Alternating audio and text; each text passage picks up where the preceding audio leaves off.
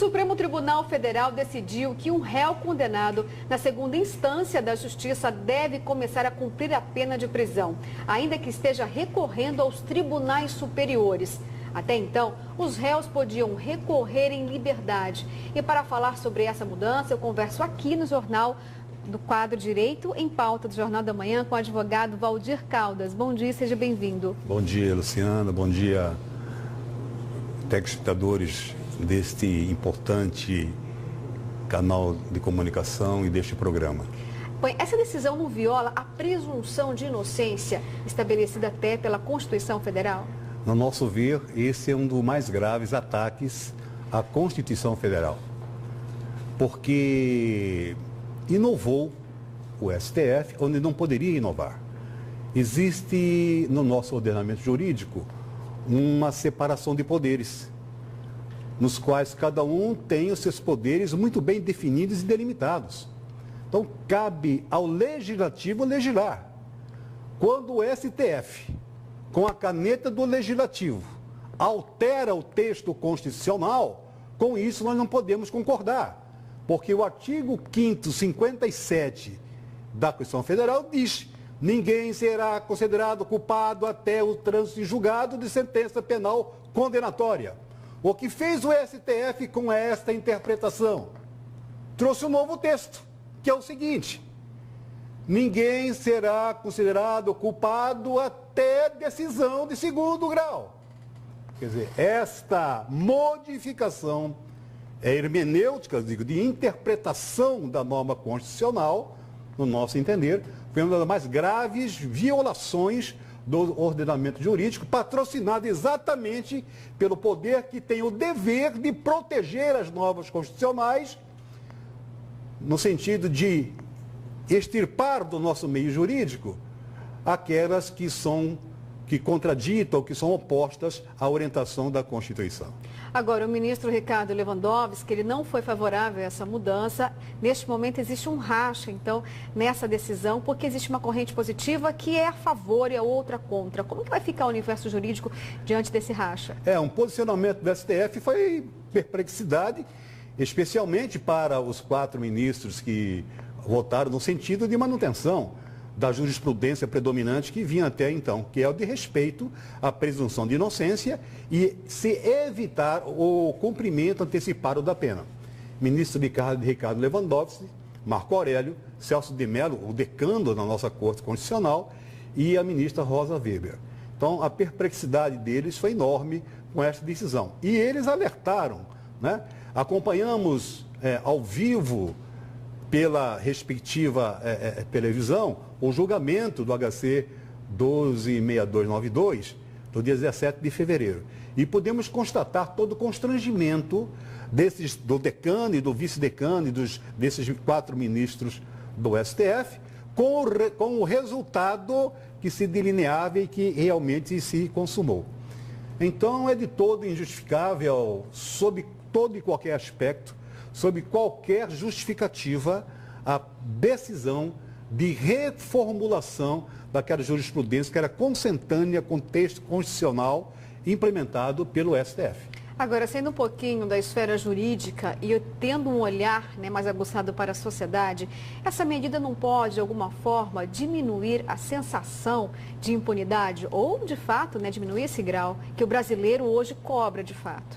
Pois bem, é uma questão interessante que você está levantando.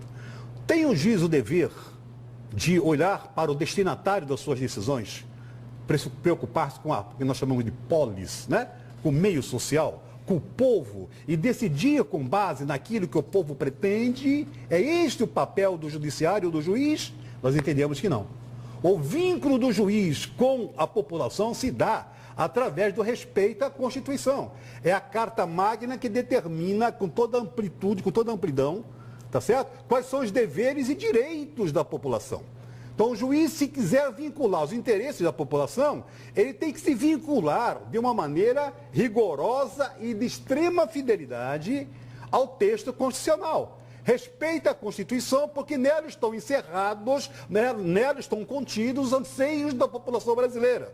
Se por um acaso esses anseios do povo brasileiro estão sendo ou modificaram através do tempo, então que o poder que tem a atribuição para isso, que é o legislativo, nos casos em que a própria Constituição Federal autoriza, que nós temos na Constituição alguns preceitos, alguns artigos, alguns dispositivos que são cláusula pétrea, ou seja, não pode ser modificado sob qualquer pretexto. Né? E um deles é este, do artigo 2º da Constituição Federal, que fala da independência dos poderes. Então, quem tem o dever, quem tem a atribuição e o poder de modificar regra, norma constitucional, quando isso é autorizado, é o Poder Legislativo. E não o Judiciário, como fez o STF. Agora, o Supremo Tribunal Federal, ele fez uma análise de todo o sistema penitenciário brasileiro. A gente sabe o caos que é o sistema, a superlotação, porque essa decisão pode fazer com que ocorra novamente uma superlotação, se é que já existe uma. Como que vai ficar o sistema penitenciário? Teve um olhar para isso? Pois é, essa é uma outra enorme preocupação. O cumprimento antecipado da pena poderá ter, sim, uma inflexão, um resultado no sentido de aumentar ainda mais a nossa superpopulação carcerária. O que nós temos dito, Luciana, amigo espectador, telespectador? Não se combate violência, e nós sabemos que nós vivemos numa escalada de violência, não é só no Estado, isso é em todo o país. Não se combate violência se não tivermos os olhos, um deles, pelo menos, no sistema prisional.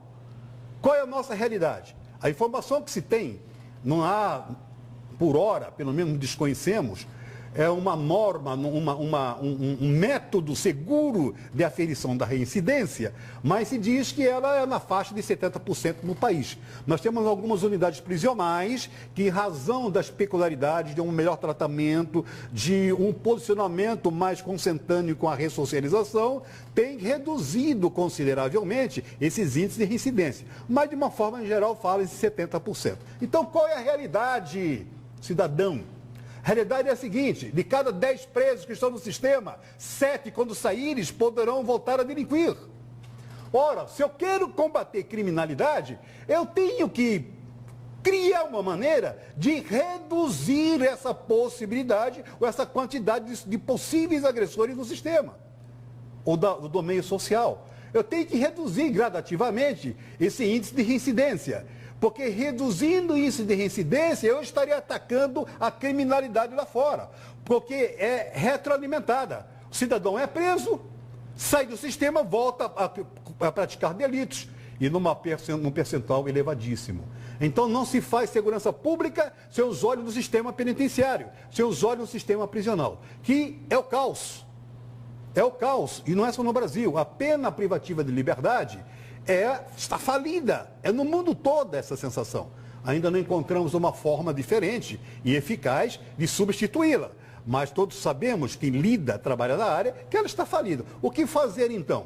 Medidas como esta vão vão aumentar a superpopulação carcerária, que é uma característica nossa. Nós somos o 3º maior país em quantidade de presos no mundo. Né? Isso decorre muito da nossa cultura jurídica, a cultura da prisão, prende-se muito e prende-se mal, na nossa concepção. O legislador já disponibilizou, inclusive, meios para que o juiz possa se valer de outras medidas muito mais eficazes do que a pena de prisão, ou do que a aplicação da prisão, para solucionar os conflitos. As medidas cautelares diversas da prisão preventiva estão disponíveis já há algum tempo no nosso Código de Processo Penal e não são utilizadas devidamente, como poderiam ser, aliviando o sistema prisional, para manter nele quem nele deve ficar.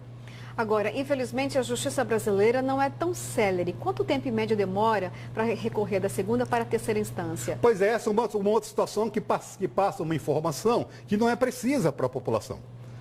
Essa medida, ou essa interpretação, essa nova interpretação equivocada, porque não se pode interpretar a Constituição como uma leitura restritiva, porque quando assim o faz, restringe direitos e garantias fundamentais. A hermenêutica qualquer, o beabá da hermenêutica constitucional nos diz nesse sentido.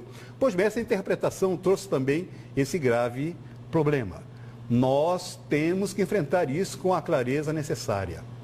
Pois bem, o sistema prisional não suporta mais isso aí. não suporta mais esse tratamento. Nós temos que encontrar meios de recuperar as pessoas no sistema, para que elas possam sair dali com uma outra possibilidade. E aí nós temos, a OAB tem um verdadeiro mantra para o sistema.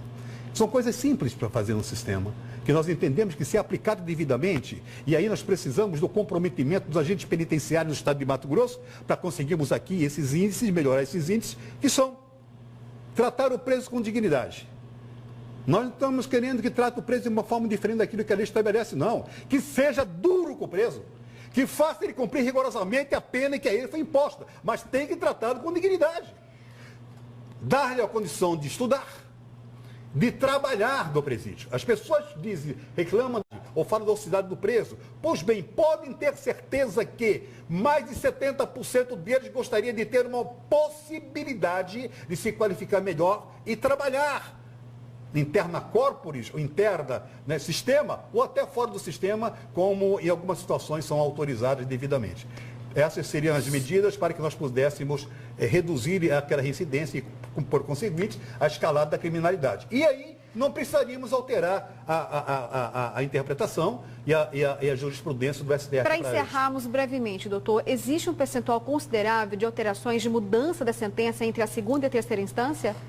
25%, palavras do decano da Corte Constitucional, ministro Celso de Mello, 25% das decisões do Supremo Tribunal Federal reverte às decisões anteriores. O que nós vamos fazer com esse pessoal? Depois de cumprida a pena, ao final são absolvidos. Como nós vamos refazer a vida das pessoas? Como nós vamos recuperar aquilo tudo que perderam? Por isso a presunção de inocência é fundamental no nosso sistema jurídico. Muito obrigada pela sua presença aqui. Nós agradecemos a oportunidade.